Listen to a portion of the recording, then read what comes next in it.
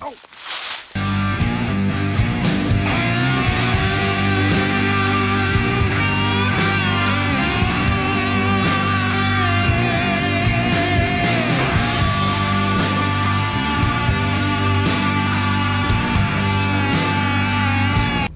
New boot goofing.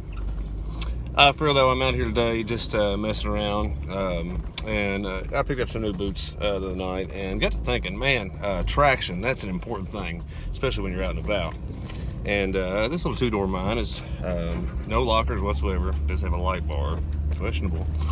But yeah, I'm kind of sick of that. So we're going to be ditching, I've got a few of these, spider gears, not something we're going to need anymore after today. So we're going to go through that. But before we can do that, I got to quit screwing around back here in the woods and actually get up to the house and do a little bit of work. Actually, screw these things entirely. Don't need that in my life. Alrighty, so let's get down to the nitty gritty of what we're actually installing here and where we're putting it. And it's a good channel.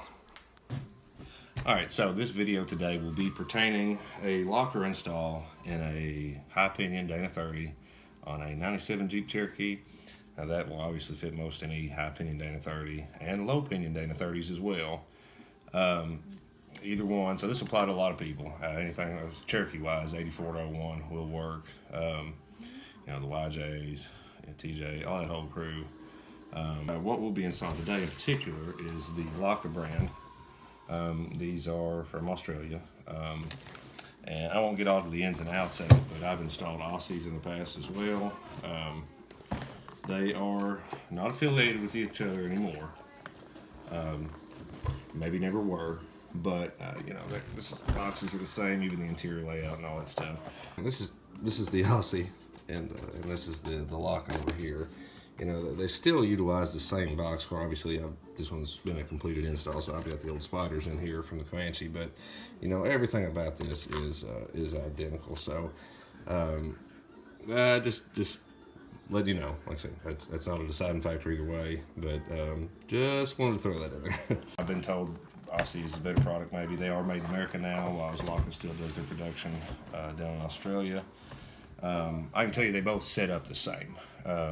The differences from there, whatever. I don't have anything bad to say about either one of them. I've set up two Aussies, two Lokkas, and about to be a third. I did think the Lokka was a little bit quieter in my Comanche when I set it up front, but that could have just been setup issues. They sent the same center gap spec, so I'll leave that up to you. I'll gladly support American product. I really just kind of had such good luck at the last Aussie I set it, or my last Lokka I set it for me personally. I kind of was just seeing if that was a fluke or if they are really legit. So that's what we're going to be doing on this one. Enough about brand specific stuff. These are all the same kind of deal as a lunchbox locker. It's basically just drops straight into the carrier and replaces the spider gear layout, which is basically you know, 2 axle gears originally in your carrier with your spiders on top and on bottom, and they'll let everything rotate. That's why you get that one wheel action going. This basically will replace all that, and not that I always feel funny talking about a strength issue when we're considering this is going in a Dana 30. Not exactly known for strength, but these spider gears are kind of weak points, and they're not easy trail fix weak points. So it's actually a really good thing to go ahead and get this stuff replaced with a solid unit. I have personally sheared several teeth off the spider gears in the past, and you know what that kind of leaves you with if you're out in the middle of nowhere and you're having to tear all this stuff down to get to that. And who's to say you even have, you know, and there's so many other things that can happen. You get a tooth go off this, go on the ring gear, pinion, junk your whole knot up, you're screwed. I've never actually wadded. Anytime I've seen one of these messed up, it's usually the carrier's fault from actually the carrier itself breaking. But I've seen several teeth sheared off this, so it's much easier to replace a, say, broken axle shaft on the trail. If you're good at it, you can do it pretty quick, especially if you've already got the hub assembly on it. Just 3 bolts slide in and out. But that'll mess your day up a little more. And plus, they just suck anyway. So definitely an upgrade in the strength department, considering it is a Dana 30.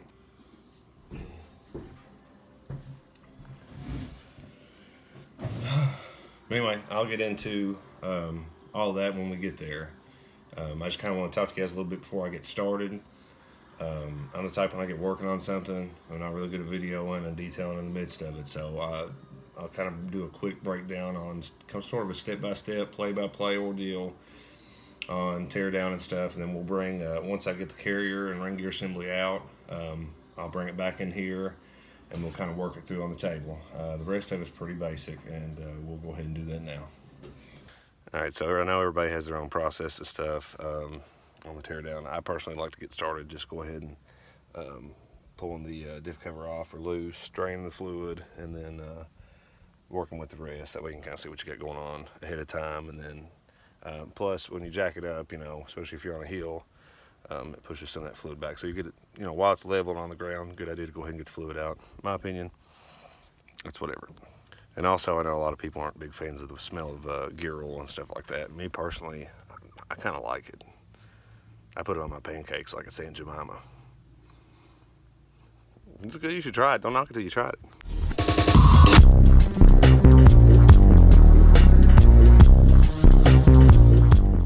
There is you got your ring gear here, your carrier. Spider gears are inside here. This is what's going to be replaced. So, basically, we'll be pulling these bearing caps here, mark them, of course. But before we can do that, we get this thing up in the air and slide the axle shafts out enough to disengage these axle gears so you can pull this whole assembly forward. So these three, there's 1, 2, and one on the other side. There's 3 of these. They're 13mm 12-point. If you don't already have that socket in your arsenal, you need to get it if you're going to be around Jeep so much. But anyway, pull those 3 out, and then you can actually press this whole assembly out together.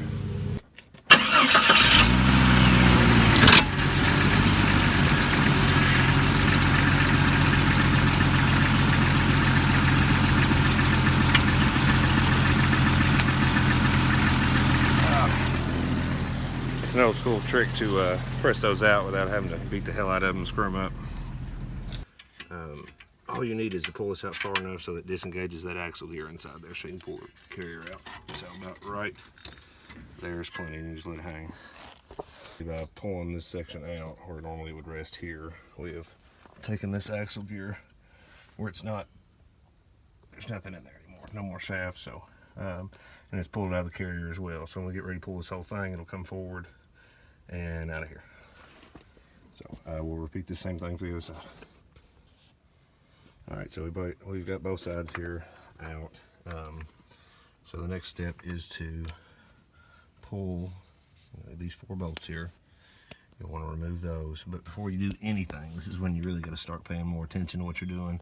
Because at this point on, everything has to go back exactly the same way it came out. So I usually will mark my bearing caps here with, you know, I'll do like a punch or something. Do like 1 punch here and 2 punches on the top end of this one. That way that kind of tells me, you know, hey, this goes on the driver's side, this goes on the passenger side, and they're oriented where the punch marks are on the upper end. You can do however you want to, that's just how I do it. But you want to make sure these come off and then go back on exactly as they are now. So now would be a good time if you're doing it yourself, you want to take a picture of it, or you can mark it, however, just they need to go back on the same side and the same orientation. So just something to be aware of. So I'll go ahead and get these off. Alright, we have the bearing caps off. As you can see here, got them oriented in the right way, marked. I took a picture myself this time. Now, nothing is holding this in at this point but a little pressure. So a lot of times I like to take and get a pry bar behind it and just kind of rock it forward here till we get it out of there.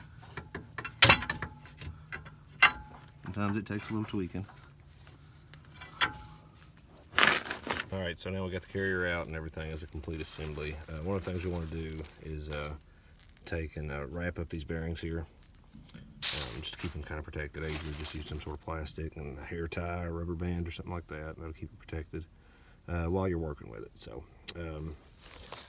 also make sure these things, goes over the bearings here, stay oriented again with what you took pictures of earlier with the bearing caps. Same thing over here. And then there we have our gutted front end housing. So you see the pinion gear back there. I usually spray this stuff out with brake clean, just get a fresh start, wipe it all down. That way it's ready for when we put all the stuff back in it. All right, so we just kind of wrap these up about half-assed. This is the main center pin here, and it will need to come out. Before it can do so, it's got a roll pin right here. We need to hammer it out from the back side and get that to where you can pull it up and go ahead and remove it before I bring it inside. Because you kind of just need to get something in there and just sort of punch it out. So that's next. We'll go in from the back side, and you should see this coming out down around this area here.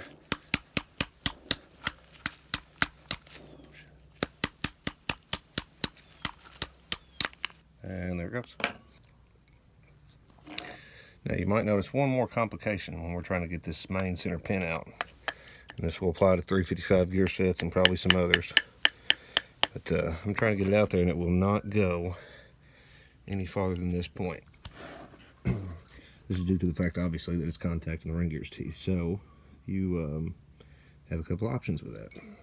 You've got basically two options at that point, because you got to get that pin out to get all the spider gears and axle gears out.